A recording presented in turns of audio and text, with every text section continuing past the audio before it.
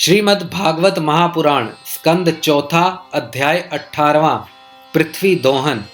श्री मैत्रेय जी कहते हैं, विदुर जी, इस समय महाराज पृथु के होंठ क्रोध से कांप रहे थे।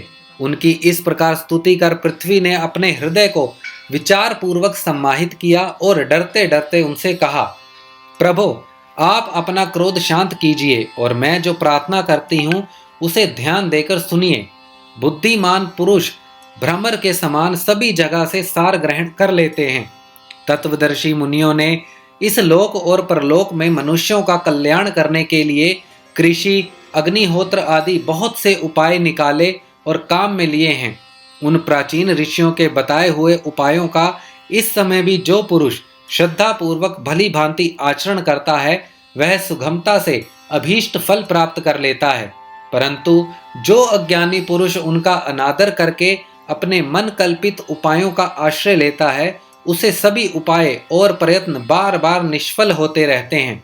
राजन, पूर्व काल में ब्रह्मा जी ने जिन धान्य आदि को उत्पन्न किया था, मैंने देखा कि यम नियम आदि व्रतों का पालन न करने वाले दुराचारी लोग ही उन्हें खाए जा रहे हैं। लोक रक्षक आप राजा लोगों ने मेरे पालन और आदर करना छोड़ दिया, इसीलिए सब लोग चोरों के समान हो गए हैं। इसी से यज्ञ के लिए औषधियों को मैंने अपने में छिपा लिया। अब अधिक समय हो जाने से अवश्य ही वे धान्य मेरे उदर में जीर्ण हो गए हैं। आप उन्हें पूर्वाचार्यों के बतलाए हुए उपायों से निकाल लीजिए।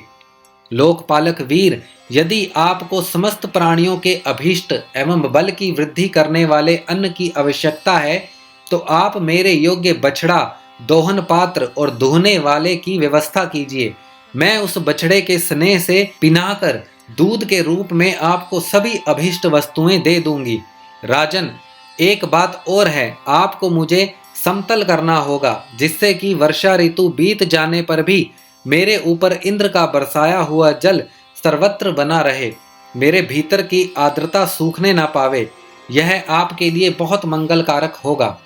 पृथ्वी के कहे हुए ये प्रिय और हितकारी वचन स्वीकार कर महाराज पृथु ने स्वयंभू मनु को बछड़ा बना अपने हाथ में ही समस्त धान्यों को धो लिया।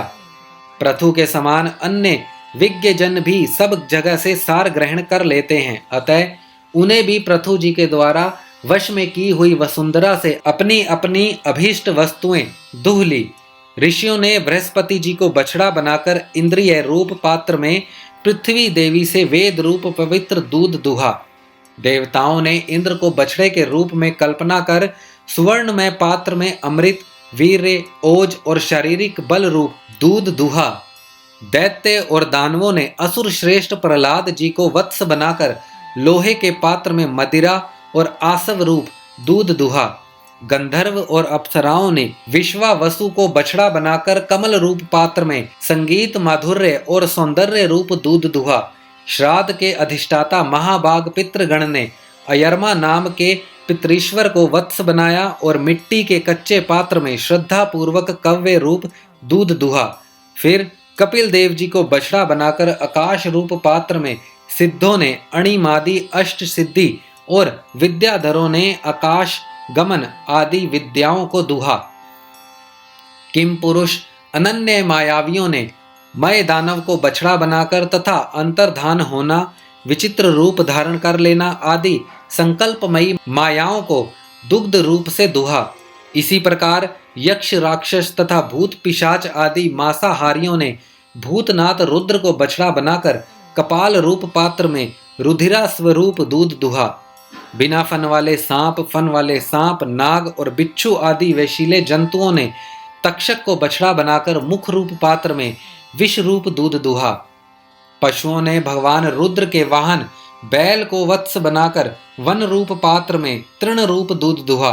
बड़ी बड़ी दाढ़ों वाले मांस भक्षी जीवों ने सिंह रूप बछड़े के द्वारा अपने शरीर रूप पात्र में कच्चा मांस रूप दूध दुहा तथा गरुड़ जी को वत्स बनाकर पक्षियों ने कीट पतंग आदि चर और फलादि अचर पदार्थों को दुग्ध रूप से दुहा। वृक्षों ने वट को वत्स बनाकर अनेक प्रकार का रस रूप दूध दुहा और पर्वतों ने हिमालय रूप बछड़े के द्वारा अपने शिखर रूप पात्रों में अनेक प्रकार की धातुओं को दुहा। पृथ्वी तो सभी अविष्ट वस्तुओं को देने वाली है और इस समय वह पृथु जी के अधीन थी, अतः उससे सभी ने अपनी अपनी जाति के मुखियों को बछड़ा बनाकर अलग अलग पात्रों में भिन्न भिन्न पदार्थों को दूध के रूप में दूह लिया। कुरुश्रेष्ठ विदुर जी, इस प्रकार पृथु आदि सभी अन्न भोजनियों ने भिन्न भिन्न दोहन पात्र और वत्सों के द्वारा अपने अपने विभिन्न अन्न रूप दूध पृथ्वी से दूहे। इससे महाराज पृथु ऐसे प्रसन्न हुए कि सर्व काम दुहा पृथ्वी के प्रति उनका पुत्री के समान स्नेह हो गया और उसे उन्होंने अपनी कन्या के रूप में स्वीकार कर लिया। फिर राजाधिराज पृथु ने अपने धनुष की नोक से पर्वतों को फोड़कर इस सारे भूमंडल को प्रायः समतल कर दिया। वे पिता के समान अपनी प्रजा के पालन पोषण की व्यवस्था में लगे हुए थे। उन्होंने इस समतल भूमि में प्रजा वर्ग के लिए जहां तहां यथा योग्य निवास स्थानों का विभाग किया। अनेकों गांव, कस्बे, नगर, दुर्ग, अहीरों की बस्ती, पशुओं के रहने के स्थान, छावनियां, खाने, किसानों के गांव और पहाड़ियों की तलहटी के गांव बसाए।